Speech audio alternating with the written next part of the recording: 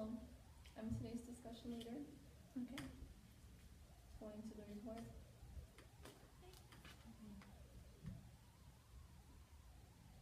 Okay, so I said, the narrative starts explaining how all the people who would have done something to stop the Vicario twins from killing Santiago did not feel bad about not doing anything. They console themselves with the pretext that affairs of honor are sacred monopolies. The people in the village did not want to take the blame, so they focused on the things that made Santiago's death okay. Santiago's mother never forgave herself for telling her son that the dreams he had about the trees and the birds meant good health, when it was the complete opposite.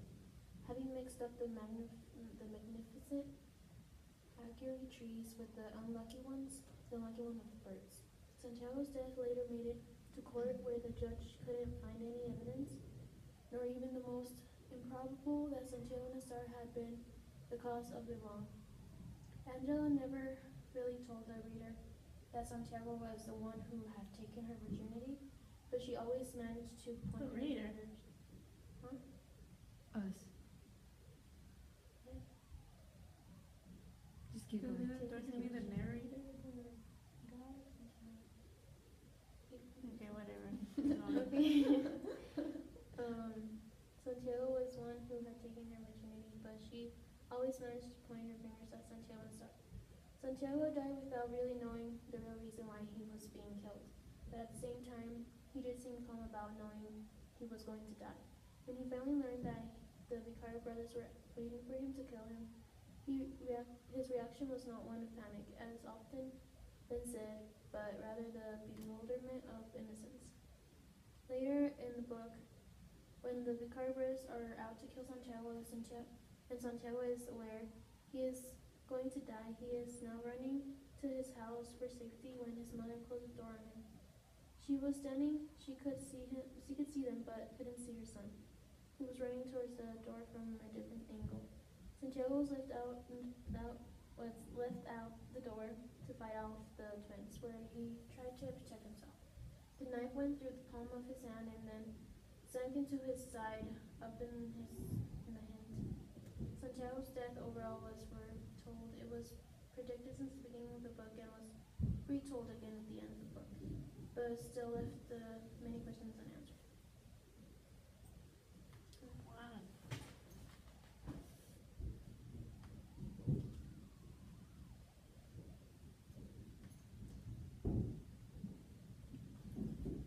Alright, so we can go through the questions for Leslie's report. Alright. So did the summary address all the important events of the section?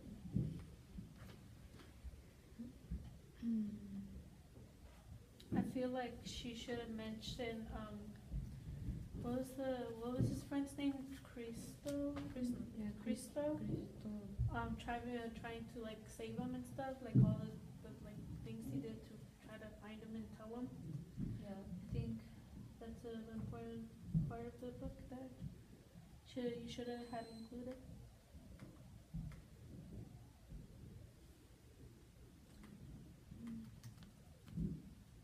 But he did try to tell Santiago that the Vicario brothers were gonna kill him.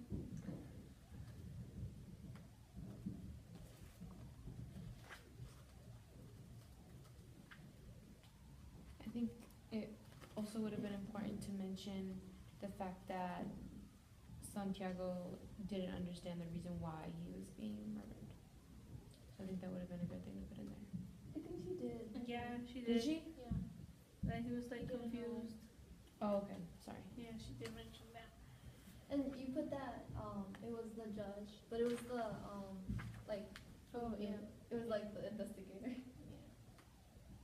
But yeah, you got like, that was like. Yeah, but other than that, it was pretty much. Yeah, She got pretty much everything in there. yeah, cause like chapter 5 is just like retelling and like filling in the holes, like retelling. I think chapter 5 is just, for the main part, it's just more descriptive Mhm. of what had happened to Santiago. All right. Did the summary include at least 3 quotes? Yes. Yes. What are those quotes Yeah. The summary bring up all important concepts or ideas from the science section. I mean, we basically Yeah, already we answered that one. yeah, we just answered it. Okay.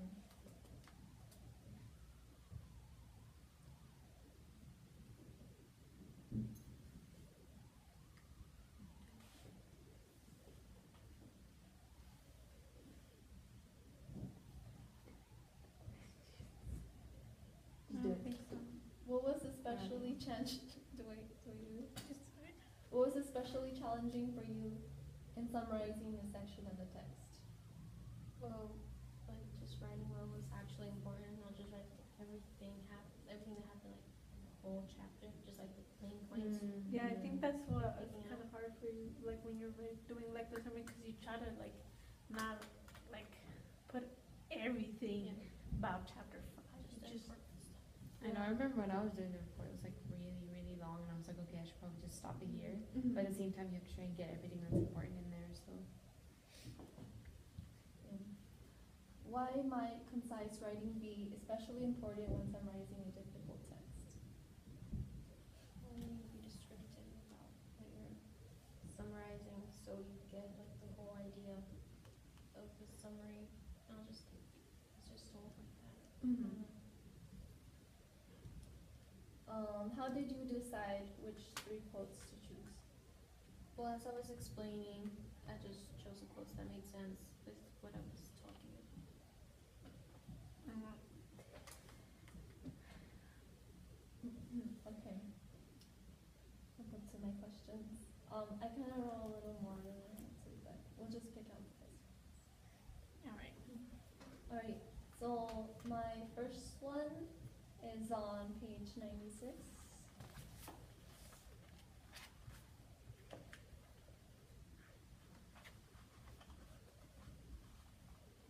Okay, the cocks of dawn would catch us trying to give order to the chain of many chance events that had made absurdity possible.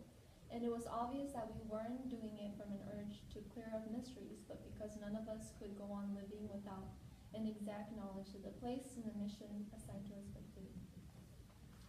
So my question is, the text says the people were not curious about the crime because they wanted to clear up mysteries, but because none of us could go on living without an exact knowledge of the place and the mission assigned to us by fate. So why do you think the villagers are so affected by the situation and continue to suggest that they were all touched by fate through this situation? I feel like since they're like a small village, I feel like a lot of like stuff like that never really happens. So like when this like big drama came out that the Carpers are gonna go kill Santiago and blah blah blah, like they were interested in the fact that the drama was coming up, like something finally interesting in the town was happening. But I mean, it's like they didn't want to get involved. They just wanted to watch, you know.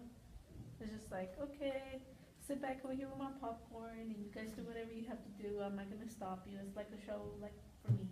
You know, that's how I kind of felt like that's what's saying. Like they're like, well, Yeah, I think it has a lot to do with, like, where it says fate, like, that means, like, when something is bound to happen, right?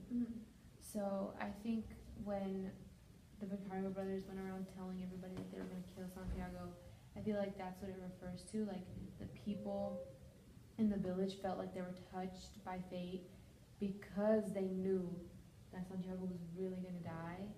So, like, they knew that his fate had already been decided that he was gonna die. So I don't know. That's so what I do feel. you think this is a tragedy or a comedy right here? This quote.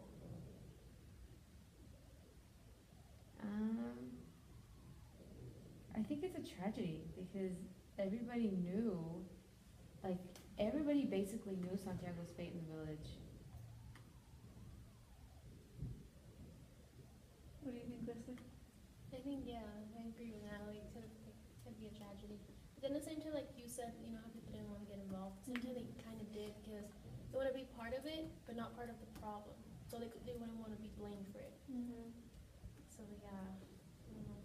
Yeah, because like if you think about it nowadays, like if if like something happens and like people were there, like a lot of people are gonna be like, no, I didn't see anything, because you know, because if you get yourself involved, then they're gonna keep like they're gonna even put you as like a suspect or something, because they're gonna keep going back and asking you the same questions and seeing if you're changing your like what you had said in the statement. So I think it's hard for like for like people to get involved in and stuff. Did you get that question? That Tragedy or comedy? yeah. Alright. My next question is on page 120.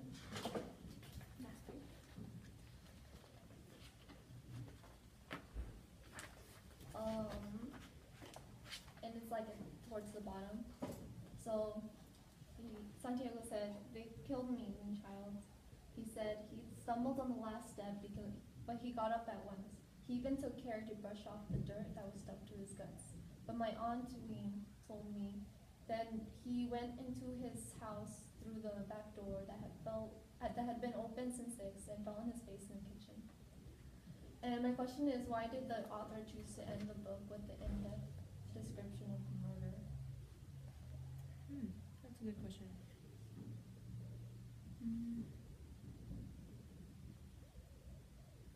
I feel like he would want to end it like that, to leave you with something at least.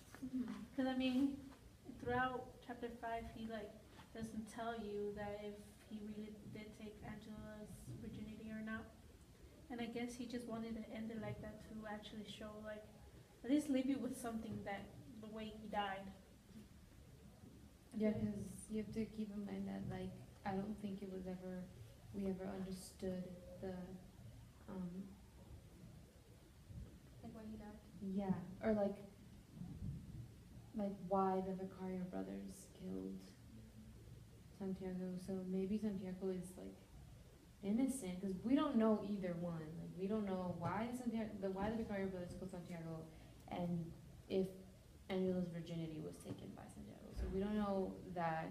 So maybe he was just, I don't know, trying to die with like dignity. I don't want to say, because his like guts are falling out, so it's kind of gross. But I don't know. I think he decided to end it like that because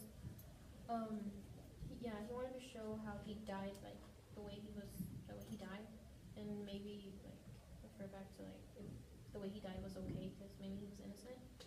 Yeah. To support what Leslie's saying, on page 118 it says, Pablo but they both suddenly woke up to reality because they were exhausted, and yet they thought that Santiago himself would never fall. Shit, cousin, Pablo Ricardo told me, you can't imagine how hard it was to kill a man. I guess that, like, right there, that's kind of showing how he was innocent if it really took them that hard to, like, be able to, like, finish killing him and stuff. Okay. Yeah. To, like, be able to finish, like, killing him off, because, I mean, I guess that's kind of like magical realism, like, you know, how hard was it to kill a man? I mean, I think that's what, like, saying, like, he was, like, innocent or something, if it would maybe take him that long to kill him. And I was thinking if it was magical realism, just him like holding his guts and like walking all that distance. I know, how is he gonna do that? Like, That's that's true. all the way over here, You know. and you're just like, and then you're over here laying, and you still clean them. Like, I'm pretty sure he would have died because he had other ones too, like on his Yeah. hand and on his thigh and stuff. You would have thought he lost all And that also- blood and instant dead, you know? And then like also when they're stabbing him, they say like he doesn't bleed out until they stab his back. That's Oh, when he yeah. starts bleeding. So, That was kind of weird. That, I think that's a little bit, leaning towards magical realism. Yeah, like I feel like those kind of things he would have at least passed out. And the fact that he goes through like the neighbor's house, And and then like, all smiles those people, along. and they're just watching him walk by, like, instead of helping him. Like, what the heck? Like, it just says that they were shocked and they were just like Yeah. sitting there. It was like, But they said that he smiles at them like he acts so normal. but he's holding his guts. Like, how? Okay.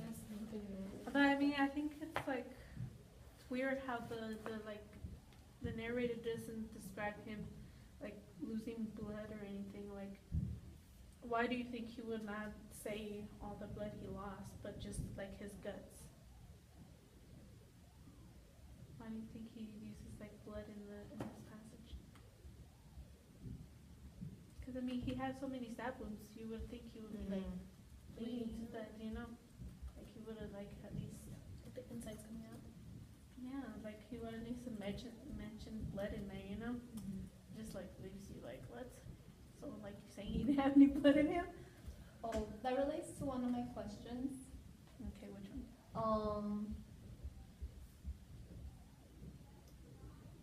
Okay. It's gonna be one that doesn't really have a question type.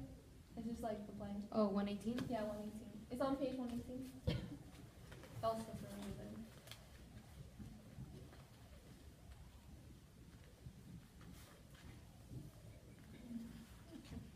Alright, so the strange thing is that the knife kept coming out clean.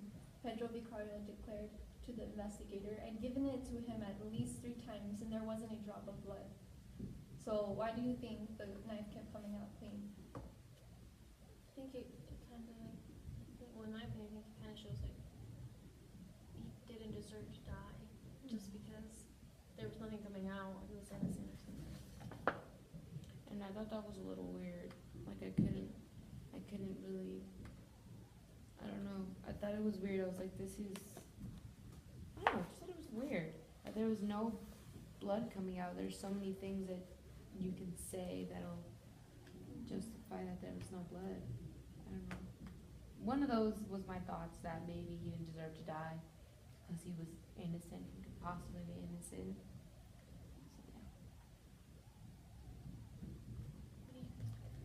No, it's because I'm trying to see what like blood means.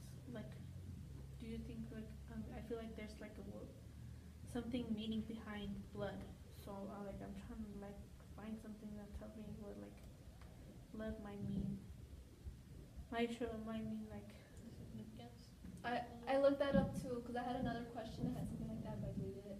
And like it was saying like how, because you know how like they kind of like suggest that like Santiago might be something like Christ, and then so the blood might symbolize, you know, like how in like church, like you're Catholics, right? Yeah. Like when we get to the bread and the wine, you know how the wine symbolizes like blood and blood of Christ.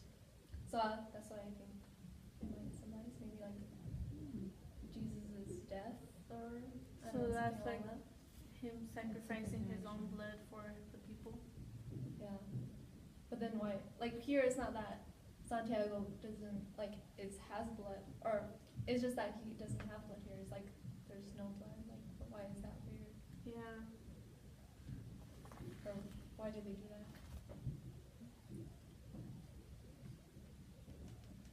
I think it's also weird how at first they're like, the knife went through his palm of his right hand and second to the side of the like, why go for the hands first, you know? Like, I told my mom about that, and she said like there's something about that in like, the Bible, like you know when Christ dies, but when he comes back, he like he talks to one of the apostles and he has like a hole in his hand, and that like showed that he came back or something, that he came back from the dead, because he still had his hole in his hand. I don't know where that's at. I mean, because you would think they're just like, they're running towards him and they're just gonna like probably just stab him everywhere. But it's like, you hit a place where it's unlikely to like hit, you know? Yeah. Because think about it, they're running towards him and it's like, oh, I'm stabbing your hand first. Like, how does that Go work? for the That's like body. like unlikely place to like get stabbed in, you know? Like, I would think like on the chest or something. Yeah, I think that has a lot of significance. They mention a lot that he, I don't know, I feel like a lot of things in here just lead back to Christ and the way he died and what it has to do with religion and all that kind of stuff.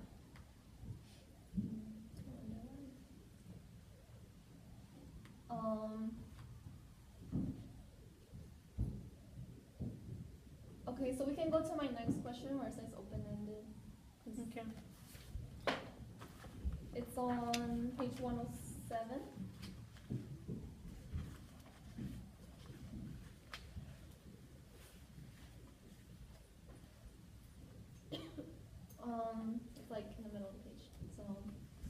went to receive the bishop. Placida Linero said the bishop went right through. He said, "I thought so." She said, "He's the son of the worst kind of mother." What do you think Placida Linero means by saying the bishop is the son of the worst kind of mother? I think in a way they're saying that Bishop isn't like this holy person because he was rude to just leave like that. Mm-hmm. But I also have questions on that. Like, why did he say that? Or why say And the bishop is the worst kind of mother. Is he like really not a good person or something? I think it's pretty significant because like she's a mother herself, you know. So for her to say that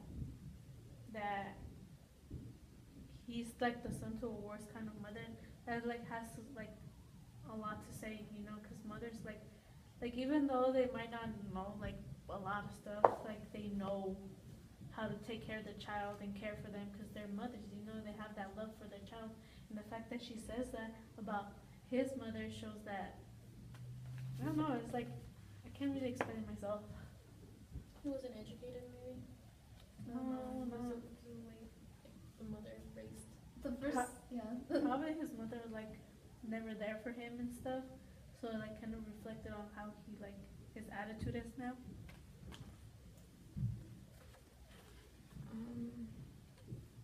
I'm trying to put this in like a different context. Maybe there's more to it than just the bishop being like mean or not liking the village. Maybe there's a certain reason as to why he just comes and goes, but I can't really pinpoint right now. Like my first idea was like he's the bishop, so like I felt like she was kind of thinking of like him as a person in the church. Mm-hmm. So like who would be like the mother of the church, like maybe like Mother Mary. So I was thinking like maybe she's talking about that verse, but it also could be like this like statement is kind of like ironic like for later, because then later on like she like kind of like, you know, she shuts the door on her son. Like she didn't mean to do that, and then later on she also feels like the guilt of like not being able to like interpret the dreams right, Oh yeah. and like help her realize that her son is gonna But die. what I think is that is like, she sees him running, right? And supposedly she didn't see Santiago running too. And like, she was like right there closing the door, and yet she hears like them slamming the door and stuff. And yet she thinks it's like someone upstairs. It's like, how do you, it's right there. Yeah, like how do you think it's someone upstairs when like you're right there next to the door and you can actually feel the pounding? And It's then just like, Santiago was also screaming, like, you know, yeah, like to let him in and stuff. I don't know. That's weird. that's why I think she feels like this big fault on her because she closed the door on him Yeah. when she That's thought nice. he was inside. Yeah, for me that's what she probably would have felt guilty for. Mm-hmm. Maybe not the dreams. I mean, and also because you're like the mother, like, and like his son, and he was like the last man in her life, and now she's just like, she basically killed him. And maybe like the idea that maybe that Santiago was like touching the other girl, like he's touching the serpent, like so like how did she raise her son right? If he's like touching other little girls, Mm-hmm. and or if he took Angela's virginity, so like what is she to say, you know? Like Yeah. later on to say that. I mean to realize that. I don't know. Okay, so we can go to my next question. It's on page 109.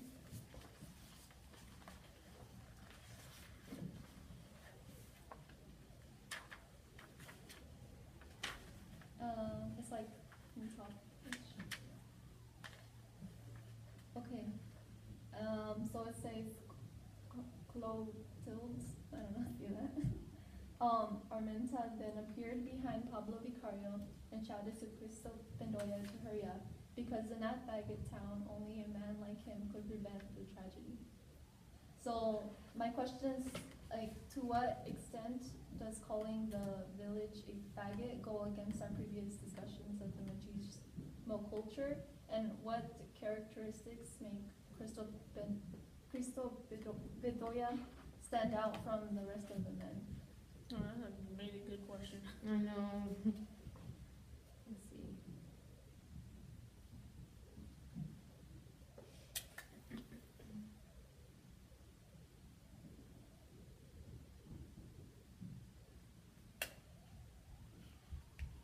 So they're saying like only a man like him could prevent this tragedy. They're saying like he was the best of men or something. Yeah, because he's the only one who actually tried to. Oh, stop it. I think what it's saying, your first one, to where it says to what extent does calling the village a faggot go against our previous discussions of the machismo culture? I think what the main thing that we've been talking about in this book, like as far as like his Santiago's dad and him and the Vicario brothers is like honor, and like they have like this, they kind of have this reputation to be like the strong men and like get married with these virgin women, and I think that definitely goes against like what we've been talking about. And in the book specifically, like all the men are macho and they honor their culture and stuff like that. So I think calling the village a faggot is like going against what we've been talking about in the book. It kind of criticizes that. Yeah, that, yeah.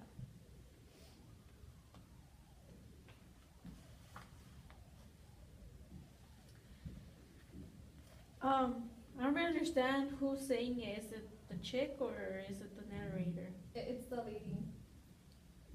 Oh. Yeah, because she, Clotilde or Mensa. The one that's like the owner, like she's in the Mhm. store. And like she's like the lady who kind of like brought up that she like knew the Vicario brothers, and she knew that they weren't capable, or like they didn't want to kill Santiago. So like I don't know, like she's kind of like wise in that way, like she realizes what kind of culture they have there. I mean, I feel like she plays a big part in the story because she's the one that seems to have like somewhat of a relationship with each one of them. Like she has the relationship with Pablo and Pedro and Santiago and Cristo, and like she knows them so well, like to the extent that she knew that Cristo would be the one to stand up and try to do something to save his friend Santiago. So I think that's why she's saying that he would be the only man that would stand up to actually do something about him getting killed, you know? Because she probably knew that, like, even though the town supposedly is like supposed to be like this, like town that believes in all this Jesus stuff, and like they're over here like just minding their own business, just not telling him like to save them or anything. And I think that shows like why she's calling them the town like a fag, because like also like when people call like each other faggots, not like Like cowards. yeah, like coward, Mhm. you know, like saying cowards, like they're not saying that oh you like men, but like the town, she's referring to the town as coward. Yeah, that's one point too. And I think it's just like criticizing, like it's like the author trying to criticize the whole machismo culture, like how like they're all trying to pretend, you know, they'll dress macho, they'll act macho, but when it really comes down to it, there was only one guy who actually did the macho thing. Like he actually tried to save someone and be that manly figure. I also think because they're supposedly in this whole situation and when they're supposed to be machos and stuff, but then also at the same time she knows that the Vicario brothers don't want to kill him, so it's like they want to pretend, just like you were saying that they are these macho men when really they're not, because they just want to actually just like forget about it and just be like, okay, well she lost her virginity, that's it, you know. It's like it's not a thing we could bring back to her, you know. Like if like they stole her like her face or something, it's like it's gonna be gone forever now. And I feel like just because that, like they said the town to be like this place where you have to be a macho and stuff, and like the fact that it's actually a coward, it really shows that the town is really messed up in how they do things. Yeah.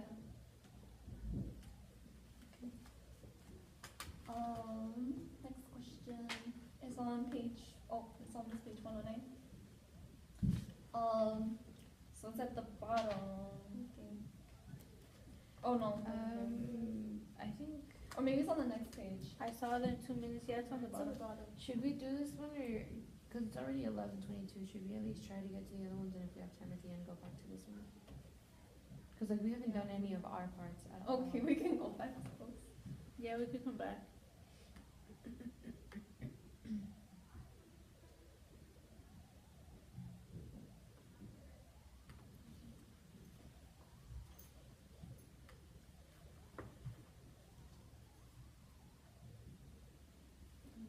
Language I'm analyzer. getting there. Hold on.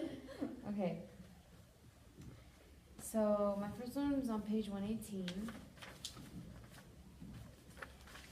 And let's see. It's at the top of. Hold on. It's actually at the top of page 119.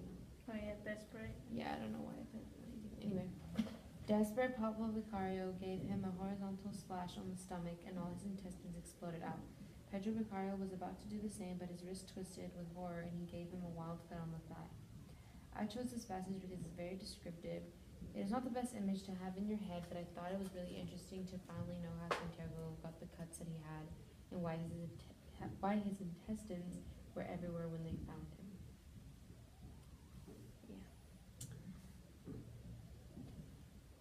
I think it also is like what the author's trying to say is that Pedro is supposedly this macho one from them to like Pablo and Pedro, you know, like supposedly he was the one that was like, oh yeah, let's go kill him and stuff, and then he was like the one that's been to war and knows how to like do like all this assassins and shit, and it's like at the moment when you're actually doing it, like how do you get scared and your arm gets twisted and like you stab him wrong, like that relates back to what we were just talking about, how coward, like how he's a coward right there for like saying, oh yeah, I'm gonna do all this. He's just talk, you know. I think Pedro's just talking. I think that's what the author's trying to say, that a lot of men tend to be a lot of talk and not much of doing. Yeah, I think, referring back to that, like, to how they're cowards, I think he's basically saying how they both, like, they told us how they didn't want to do it because they were good kids and, you know, they weren't capable of this. But they did, but then at the end, like, his wrist twisted, like, they couldn't do it. So it does kind of say something about who they are and what they really can't do. So they're not really capable of killing. They just say they were.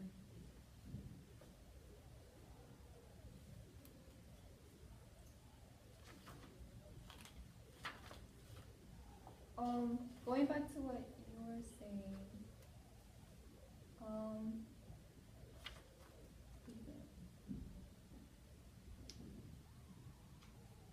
there's like a part where it kind of shows that like Pedro and Pablo kind of really get into the killing, and it says it's kind of like an example of surrealism because it kind of like shows that they like left reality. So it's on 118. And it says, then they both kept on knifing him against the door with alternate and easy stabs, floating in the dazzling backwater they had found on the other side of fear. They didn't hear the shouts of the whole town, frightened by its own crime. I felt the way you do when you're galloping on horseback, Pablo Vicario declared. But both they suddenly woke up to reality because they were exhausted, and yet they thought that Santiago Lazar would never fall. So they kind of like, I don't know, maybe that's like, I don't know, they got like went to some other place. Like, I mean, that's extreme killing. The I fact know, that right? you're like just stabbing someone, then you start thinking of someone else, and you're just still stabbing them, you're like, what the heck? Oh my I god. God. think this is weird that like they kept stabbing him and he didn't die. That's just really strange to me. Like you see like in the movies and stuff, like when people just like one time, like They're it was on the like, ground, oh my god, and they die, you know. But this guy was his intestines were literally hanging out of his body, and this guy was still not dead. And it's really strange. I feel like I see that in like horror movies too, though, like where they do something really, really gross, like they'll open their stomach and they're like looking at their hole. And they're just like, how do you I know. And then they try to drag themselves, and they're just like. Also, I think that kind of shows that, like, the fact that he didn't die, like, cause you know how they say Jesus was supposed to die so that he could, like, come back. Mhm. I think that kind of shows, like, right there that Santiago was, like, getting killed, and yet he still, like, didn't die because he was kind of coming back, you know? Because it then even shows how he was walking through the house and how he was smiling. Like, It's like But you're Yeah, hurting. he's probably thinking in his head like, oh well, I'm gonna come back anyway, so because maybe that relates back to the like where Jesus comes back. And I think that goes back to like the last line that he says. He said, "They killed me, weaned child," and like it's like an older lady, like it's like the narrator's aunt or something. Yeah. So what does he call her child? It's Jesus. Because he's Jesus. But yeah. Okay, so are you guys ready to move on to the other one? yeah. Okay. So this one's on page 114. And it's towards the bottom of page 114. And it says, I don't understand a goddamn thing, Santiago Nazar said. I picked this phrase because I think it has a lot of significance and it raises several questions. Like, since Santiago doesn't even know why the Vicario brothers are going to kill him, what does that say about Angela's virginity? Was Santiago the man that took Angela's virginity? What is the reason behind the Vicario brothers committing this murder? I think we never knew who actually took her virginity since she was with a lot of men. So it's like you can't really know. How do you not show with a lot of men? Look at her face. What? You know, she would talk to men, to more men than just one. There was a quote. I know there's a quote, but I don't know. I don't know what you're talking about. I'm so confused. Cause there is somewhere where it says that she wouldn't just be with Santiago. And doesn't it say like, I don't know, I think it was like the end of chapter 3, where, remember the part where like it says that she pinpointed Santiago's name, the many confusing names? So that leads you to think that maybe there was like many men Yes. that she was thinking about, and she was like, oh, Santiago, and she like, So we kind of says that she was a secret help. maybe, it could be. We don't know that for sure. I guess your questions are like the questions of the whole book that like Mhm. what you really want to know. And I guess like we can just like put our own guesses here. I know. I think this quote also shows kind of like why he might be innocent, because the fact that he didn't know why they were gonna kill him. Because I think if like he would have like heard, oh, the Vicario brothers are coming for you, he would have been like, oh shit, like they found out that I took her virginity, you know? Like I feel like he would at least kind of known and like actually like did something to like get away or something. But the fact that he said I don't understand a goddamn thing shows that kind of like to me that he wasn't the one that took Angela's virginity. And I think like how confused he is. Like he's like, they say like he goes to his fiance's dad. Like he offers, he's like, oh, you can stay here, or I can give you my gun and you can go. But he just leaves without any of that. And he just starts walking and like he doesn't listen to anyone and everyone's telling him to do something, but he just keeps walking, goes to his house. And so like he must be really confused, because I don't know why, I don't know. He's kind of going toward the Vicario brothers. So And- do you think that's kind of like him going towards kind of like the Vicario brothers is like a tragedy right there? That the fact that like somehow he had the option to actually live his life and like, or go and get killed, you know? Because like I feel like in that part right there, he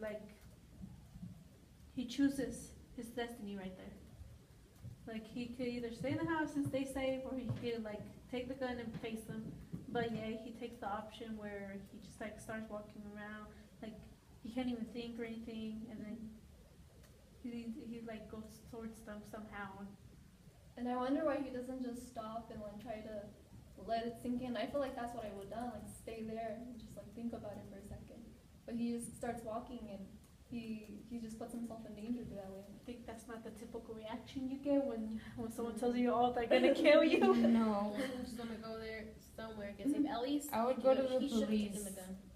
That's the first thing that I would probably do, go to the police and like lock myself in one of their cells. So nobody could get to me. That's what I would do if someone was trying to get me. Okay, so I meant to add another one, but I just didn't know which one to add because like I was gonna put the one where it said that his mom misinterpreted his dream, but like for my reason why I picked it, I felt like it was just gonna lead back to asking the same questions. I didn't really want to put another one, but, yeah. And I couldn't find another one other than that one. Alright. So yeah,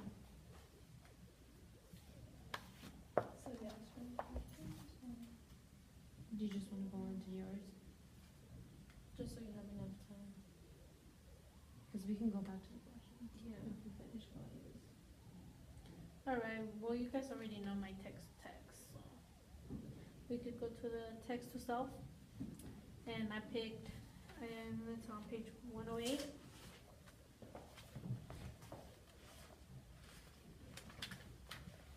And it's like kind of towards the bottom where it says, I warn you.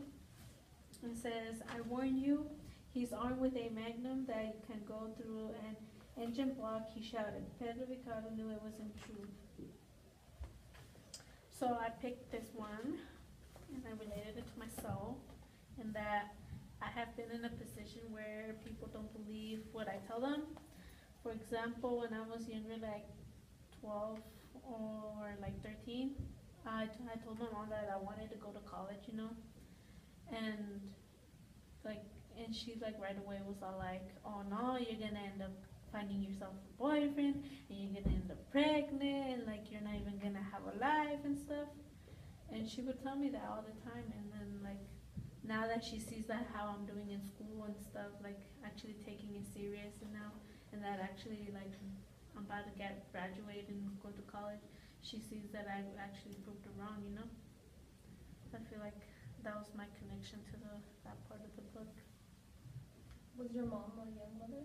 Like, did she marry, like, I mean, did she get pregnant when she was young? No, she got like, well, I mean, she was kind of young, but not really. She got like pregnant with me when she was like 20, 21. I mean, it was like young, but not that young, you know? It's just like the fact that your mom tells you that, I was just like, man. Alright, and my text to world is on page 115.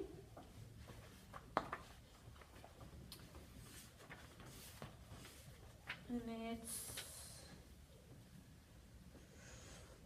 like in the middle of the book, like in the beginning, yeah. And it says,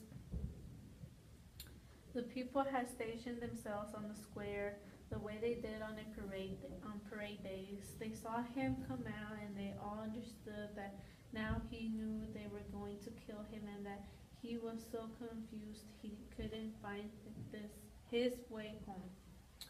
And I kind of connected it to the, I can't say it, the Renaissance, because like back then, like people, like they had like the choice of like standing up for what they like believed, like going out and doing something about it, like joining the rights or something like that, or like Dr. Martin Luther King Jr. calling him on like the wise words. But there also was like the people who were just like at home, but like they were like, yeah, I want to follow you guys, but I'm just following you from like the safety of my home. So it's just like kind of shows like how some people went out of their way to do something that was the right thing to do, or like to do something they wanted to do. And then there was also people who just stood back and wanted the change to happen. So it kind of relates back to the story in that there were some people in the village that wanted to help Santiago. You know, like the lady from the store and like his friend and stuff. But then also there was all these people that were just like gathering around just to see what was going on and like not do anything about it, you know? So that was my text to world right there. Do you mean like the civil rights movement? Yeah, that's what I meant to say. Oh, because I think like Renaissance is like the next. Yeah, the Renaissance. Yeah. Okay, well, how do you think these connections help you understand about human nature, which is overall in chapter 4.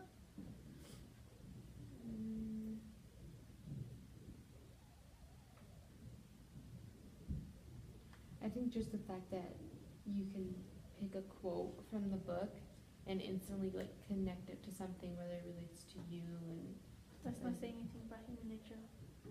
I'm getting there. Oh, Oh my gosh. This rich, okay, anyway. Now I lost my train of thought. Oh my god. Someone else go, because I can't get it right now. I don't know what's going on. I don't know how to explain it, but I think that this relates to human nature because how, like, you know how that society, bring back to machismo, how they were, they wanted to be seen as like a village of machismo or like a society with machismo, but yet again they didn't really show that. So it's like people can show you how they are or like tell you they are this, but they can't really prove it. Like, I don't know. I get what you're trying to say. Like, how they try to like show people something on the outside, like maybe Yeah. like some people might like show like they're really tough or like with like their bad attitudes or something. They'll show like, oh, they can't be messed with, but like really maybe deep down they're very vulnerable.